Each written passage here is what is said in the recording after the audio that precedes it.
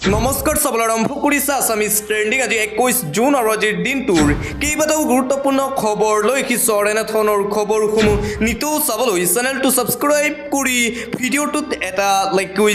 দিবলৈ চাওঁ আজিৰ দিনটোৰ প্ৰথমটো ব্ৰেকিং নিউজ কংগ্ৰেছৰ সভাপতি গৌৰৱ গগৈৰ ভ্ৰমণৰ সময়তেই উত্তপ্ত পৰিস্থিতিৰ সৃষ্টি হৈছে শুৱালকুছিৰ শিঙিমাৰীত কংগ্ৰেছ কৰ্মীৰে একাংশ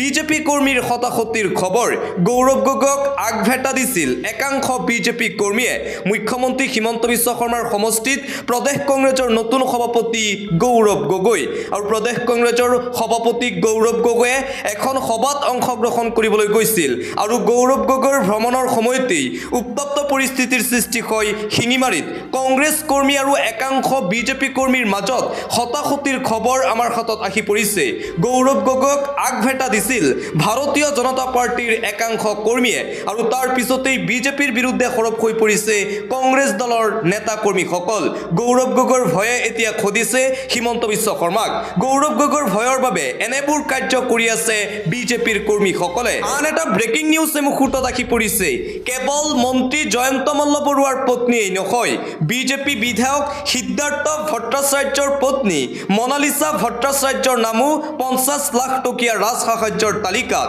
দুগ্ধ উৎপাদন প্ৰকল্পৰ নামত ৰাজ সাহায্য লাভ কৰিব ভাৰতীয় জনতা পাৰ্টিৰ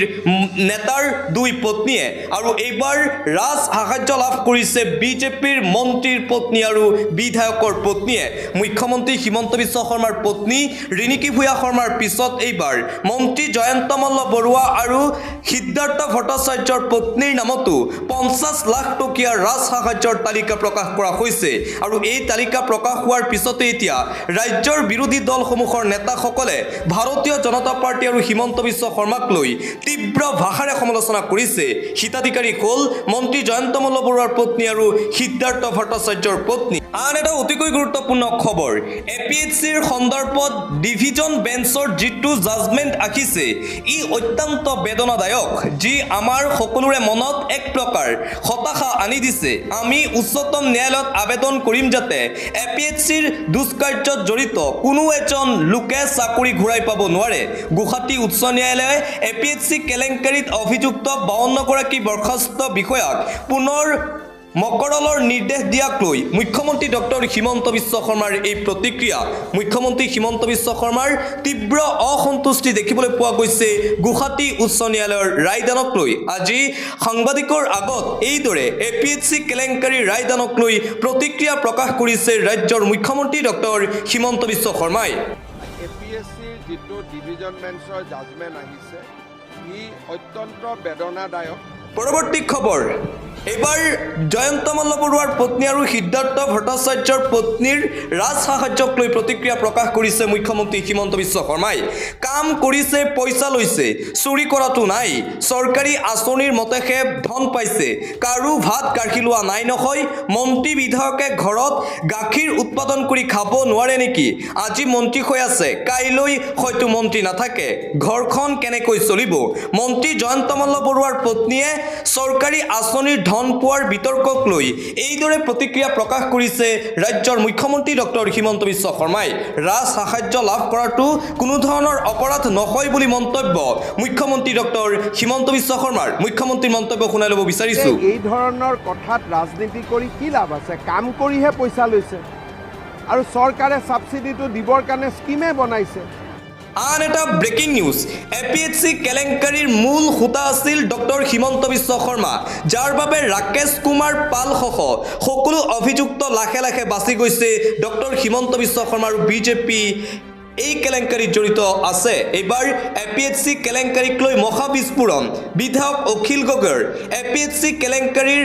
তদন্ত কৰিব লাগে ভালকৈ সংবাদমেল পাতি এই অভিযোগ উত্থাপন কৰিছে শিৱসাগৰৰ বিধায়ক তথা ৰাইজৰ দলৰ সভাপতি অখিল গগৈয়ে এপিএছচি কেলেংকাৰীৰ মূল হোতা আছিল ডক্টৰ হিমন্ত বিশ্ব শৰ্মা যাৰ বাবে এতিয়া জামিন লাভ কৰি আছে এপিএছচি কেলেংকাৰীত অভিযুক্ত হোৱা লোকসকলে এইদৰে এপিএছচি কেলেংকাৰীক লৈ মন্তব্য কৰিছে বিধায়ক অখিল গগৈয়ে আন এটা ব্ৰেকিং নিউজ এই মুহূৰ্তত আহি পৰিছে এইবাৰ যুঁজ এখন হ'ব যুঁজত আমি প্ৰত্যেক কংগ্ৰেছ কৰ্মী ৰণত নামিম আমি চিৰিয়াছ এইবাৰ আমি কষ্ট কৰিবলৈ সম্পূৰ্ণৰূপে প্ৰস্তুত সেয়েহে ৰাইজৰ পৰা আমি সমৰ্থন বিচাৰিছোঁ সকলো কংগ্ৰেছ নেতাক কৈছোঁ ৰাজীৱ ভৱনতকৈ ফিল্ডত বেছিকৈ থাকক ৰাজীৱ ভৱনতকৈ গাঁৱত থাকক মোৰ ওচৰত থকাতকৈ বুথৰ সভাপতিৰ ওচৰত থাকক ৰাইজৰ ওচৰত থাকক কংগ্ৰেছ কৰ্মীসকল তেতিয়াহে ৰাজনৈতিক ভৱিষ্যত সক্ৰিয় হৈ থাকিব শুক্ৰবাৰৰ মাজনিশালৈকে ৰাজীৱ ভৱনত ৩৫খন জিলালৈ পঠোৱা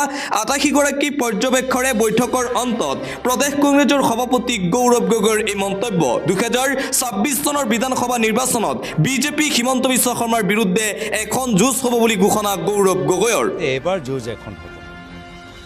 আৰু যুঁজত আমি প্ৰত্যেক কংগ্ৰেছ কৰ্মী ৰণত নামিম পৰৱৰ্তী খবৰ ২০২৪ চনৰ লোকসভা নিৰ্বাচনত বিজেপিয়ে সৰ্বাধিক ১,৪৯৪ কোটি টকা ব্যয় কৰিছিল কংগ্ৰেছে কৰিছিল ৬২০ কোটি টকা ব্যয় association for democratic reforms ADR প্ৰতিবেদনত প্ৰকাশ পাইছে এই তথ্য যোৱা ২০২৪ চনৰ লোকসভা নিৰ্বাচনত ভাৰতীয় জনতা পাৰ্টীয়ে আটাইতকৈ বেছি ১৪৯৪ কোটি টকা খৰচ কৰিছিল নিৰ্বাচনী প্ৰচাৰ সভাত আন এটা গুৰুত্বপূৰ্ণ খবৰ বিশেষ মাংস বিতৰ্কত কি ভূমিকা লৈছে আৰক্ষীয়ে কিয় পৰিস্থিতি নিয়ন্ত্ৰণ কৰিব পৰা নাই আৰক্ষীয়ে হিন্দু মুছলমানৰ মাজত সংঘাত লগাবলৈ কুকাৰ্য কৰিছে একাংশ লোকে এইবাৰ নিষিদ্ধ মাংসক লৈ প্ৰতিক্ৰিয়া প্ৰকাশ কৰিছে কংগ্ৰেছৰ বিধায়ক জাকিৰ হুছেইন সিকদাৰে জাকিৰ হুছেইন সিকদাৰৰ মতে একাংশ লোকে এনে কুকাৰ্য কৰি আছে যাতে ২০২৬ চনৰ বিধানসভা নিৰ্বাচনৰ পূৰ্বে অসমত সাম্প্ৰদায়িক সংঘৰ্ষ লগাব পাৰে আৰু এই কাৰ্যসমূহ কিয় ৰোধ কৰিব পৰা নাই আৰক্ষীয়ে বিশেষ মাংস বিতৰ্কত কি ভূমিকা লৈছে আৰক্ষীয়ে কিয় পৰিস্থিতি বৰ্তমানলৈকে নিয়ন্ত্ৰণ কৰিব পৰা নাই আৰক্ষী প্ৰশাসনে হিন্দু মুছলমানৰ মাজত সংঘাত লগাবলৈ কুকাৰ্য কৰিছে একাংশই নিষিদ্ধ মাংসক লৈ এইদৰে প্ৰতিক্ৰিয়া প্ৰকাশ কৰিছে কংগ্ৰেছ বিধায়ক জাকিৰ হুছেইন সিকদাৰে পৰৱৰ্তী খবৰ মন্ত্ৰীৰ পৰিচয় আজি আছে কাইলৈ নাই প্ৰাক্তন মুখ্যমন্ত্ৰী তথা কেন্দ্ৰীয় মন্ত্ৰী সৰ্বানন্দ সোণোৱালৰ বিশেষ মন্তব্য মন্ত্ৰীৰ পৰিচয়টো প্ৰকৃত পৰিচয় নহয় এয়া অস্থায়ী পৰিচয় মন্ত্ৰীৰ পৰিচয় আজি আছে কাইলৈ নাই মই নিমিত্ত মাথো মন্ত্ৰীৰ পৰিচয় অস্থায়ী সৰ্বানন্দ সোণোৱালৰ বিশেষ মন্তব্য সামাজিক মাধ্যমত চৰ্চিত এই পৃথিৱীত আমাৰ পৰিচয় কি আছে অসমীয়া মানুহৰ শিষ্টাচাৰ শালীনতাবোধ মহান অসমীয়া হিচাপে মই অত্যন্ত গৌৰৱী বুলি মন্তব্য প্ৰাক্তন মুখ্যমন্ত্ৰী সৰ্বানন্দ সোণোৱালৰ কেন্দ্ৰীয় মন্ত্ৰী সৰ্বানন্দ সোণোৱালৰ তাৎপৰ্য মন্তব্যক লৈ এতিয়া সামাজিক মাধ্যমত চৰ্চা আৰম্ভ পৰৱৰ্তী খবৰ মধ্যপ্ৰাচ্যৰ যুদ্ধক লৈ এটা গুৰুত্বপূৰ্ণ খবৰ এই মুহূৰ্তত আহি পৰিছে ডোনাল্ড ট্ৰাম্পক এইবাৰ সকিয়নি উত্তৰ কোৰিয়াৰ ইৰাণৰ সমৰ্থনত ধাৰাবাহিক প্ৰতিক্ৰিয়া উত্তৰ কোৰিয়াৰ ফালৰ পৰা আমেৰিকাৰ লগতে সমগ্ৰ ইউৰোপক ধমক কিম জং উনৰ ইৰাণৰ সাৰ্বভৌমত্ব আৰু আত্মৰক্ষাৰ অধিকাৰ অস্বীকাৰ কৰিব নোৱাৰি ইউৰোপীয় দেশসমূহ এই অপৰাধৰ অংশীদাৰ এবাৰ আমেৰিকা আৰু ইজৰাইলৰ বিৰুদ্ধে হুংকাৰ উত্তৰ কোৰিয়াৰ আমেৰিকা আৰু পশ্চিমীয়া দেশ মধ্যপ্ৰাচ্যৰ শান্তিৰ বাবে কেঞ্চাৰ বুলি মন্তব্য উত্তৰ কোৰিয়াৰ আন্তঃৰাষ্ট্ৰীয় সমাজে আমেৰিকা আৰু পশ্চিমৰ ওপৰত চকু ৰাখিছে ইৰাণক শেষ কৰিব বিচৰা ডোনাল্ড ট্ৰাম্পক সকিয়নি উত্তৰ কোৰিয়াৰ ইৰাণ ইজৰাইলৰ যুদ্ধৰ মাজতেই যুদ্ধত এণ্ট্ৰি লৈছে এতিয়া উত্তৰ কোৰিয়া আমেৰিকাই ইৰাণ ধ্বংস কৰিবলৈ বিচৰাক লৈ ট্ৰাম্পক গৰিহণা উত্তৰ কোৰিয়াৰ ফালৰ পৰা ইৰাণৰ শক্তি বৃদ্ধি কৰিবলৈ ইজৰাইলৰ বিৰুদ্ধে কিম জং উন মধ্যপ্ৰাচ্যত অশান্ত আনিলে ইজৰাইলৰ বিৰুদ্ধে অনা হ'ব আন্তঃৰাষ্ট্ৰীয় অভিযোগ ইফালে ইজৰাইলৰ ওপৰত গাজাত চলোৱা নৰসংহাৰৰ প্ৰতিশোধ লৈছে ইৰাণে ইজৰাইলৰ হাইফা তেল আভিভ জেৰুজালেমৰ অট্টালিকা মাটিত মিহলি কৰিছে ইৰাণে ইৰাণৰ সামৰিক শক্তি প্ৰদৰ্শনৰ সময়তেই উত্তৰ কোৰিয়াও এইবাৰ সমৰ্থন আগবঢ়াইছে ইৰাণক ধাৰাবাহিকভাৱে শক্তি প্ৰদৰ্শন অব্যাহত আছে ইৰাণৰ ইজৰাইলৰ ওপৰত